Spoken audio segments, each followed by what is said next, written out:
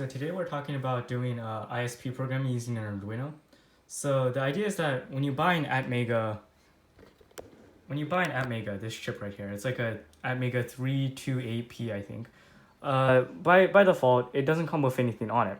Now, when you have an Arduino, it's basically just an atmega plus a few other components.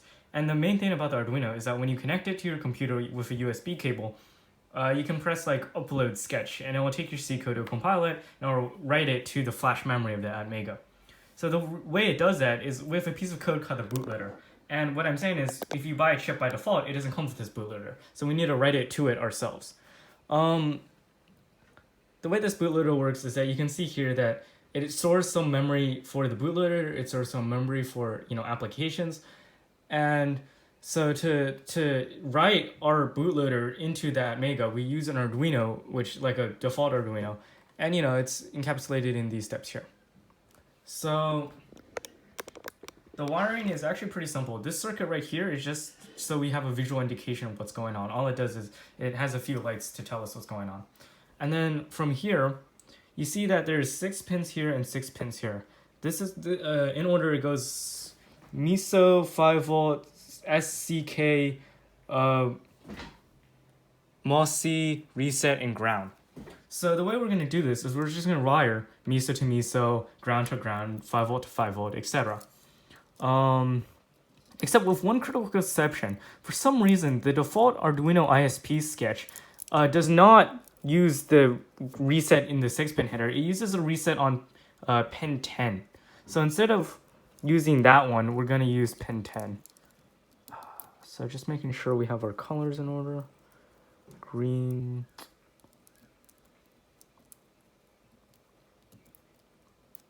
Yellow. Orange. So this orange comes not from the 6-pin cluster over here, but it comes from pin 10 right here. So as to restate, you take the 5 wires in the ISP headers, you connect them in a bijective sort of way, in a one-to-one sort of manner, but you ignore the reset on this one, and you connect pin 10 to the reset header here. From here, you open up. So if we look at the steps, right? First, take Arduino ISP, blah blah blah blah blah blah. Upload it to the board, which I've already done. So first you upload the Arduino ISP to the Arduino, using a standard manner. Then you wire the boards, which we've just done. And then you select the board you want. You select the Arduino as an ISP, and then you use a burn bootloader. So if we go to, first of all, if we go to our Arduino software here, you'll notice that, so by default, use hardware SPI. So pin MOSI is MOSI, pin MISO is MISO, pin SIC is SIC. But as you can see here, reset is pin 10. And that's what ticked me off to knowing how I should do it. And 5 volt and ground are just standard. So if we go to Arduino, we're going to select, I'm going to go to board, I'm going to go to plaid keyboard. Plaid keyboard is a custom board, which I've defined in boards.txt. I'll show you what that is all about. And then I'll also show that we're using Arduino as ISP, but since the Arduino board I'm using is not an atmega, it's not like a standard atmega, it's an atmega32U4. You can just try either one. If one of them works, then that's great. So before we press burn bootloader, we'll first go to the boards.txt.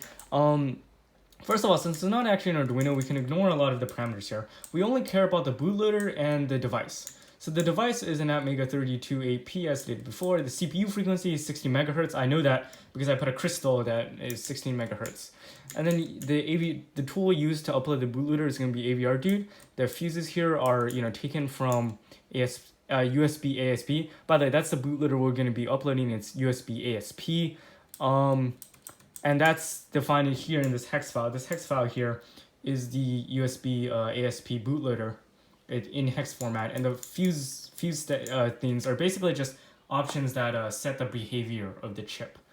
So going back to our Arduino IDE here, first we need to okay, so I'm just going to show you what I'm going to do here. All I'm going to do is going to press this button, burn bootloader. Before I do that, we need to plug some stuff in.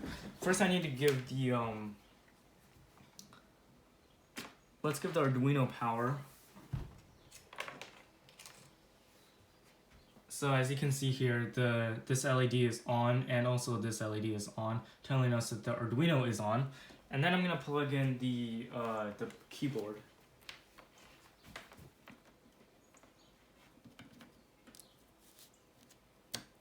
There's no indication for power for the keyboard, but that's okay. And then from here, I'm just gonna press the burn bootloader button, and we'll see what happens. Why is there an error? Okay, we're gonna debug this together because I already debugged it once, and let's see what the error is. Oh, interesting. Okay, the Arduino is not.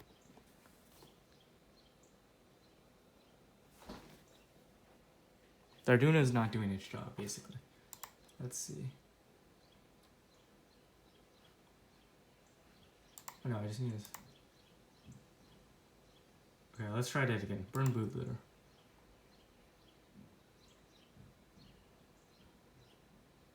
And it's on. So, if I look at it here, it says AVR dude's done. It wrote all the stuff. So now all we need to do is we can disconnect the, let's turn off the Arduino first. So let's power off the Arduino. Power off the keyboard. Undo the headers. Plug in the keyboard again.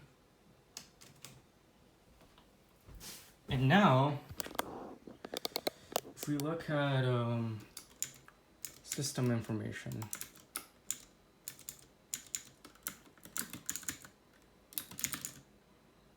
if we look at system information, USB,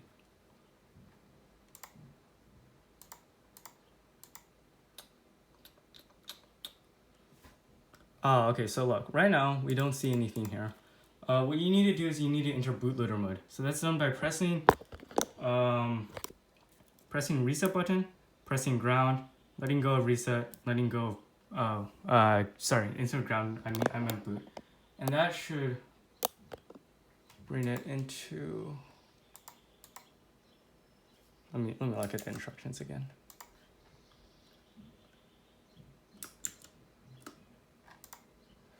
Or we can just reset system preferences. Let's see.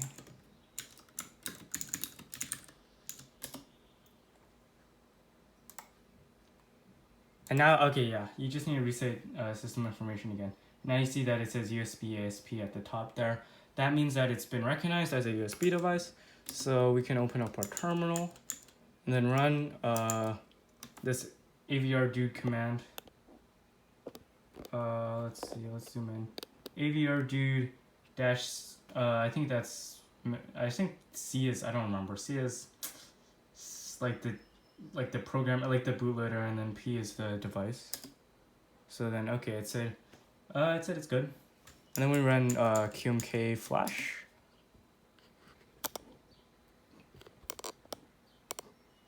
And yeah, it said errors. That happens sometimes. You just run it again and hope it works.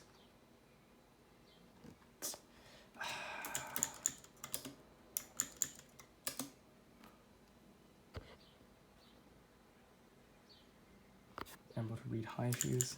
So all I'm doing is I'm alternating between running AVR dude and good. This is really finicky for some reason.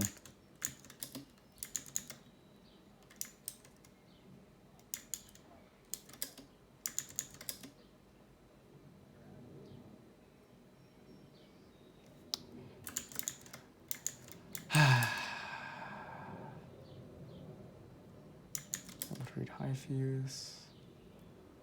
Okay, there we go. I just ran it a bunch. I literally just ran it a bunch of times, and then it wrote to the flash memory. I have no idea why it does that, but there's probably something finicky. So now we unplug it, we plug it back in again. Again, there's no visual indication on the keyboard for some reason. Then we go to system information. It tells us that we have the plaid keyboard, you can see there, And now let's open up like a sticky note or something. Doesn't really matter. Hello?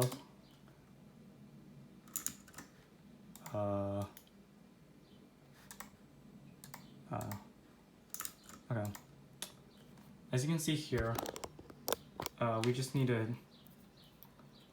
take our wire, connect this.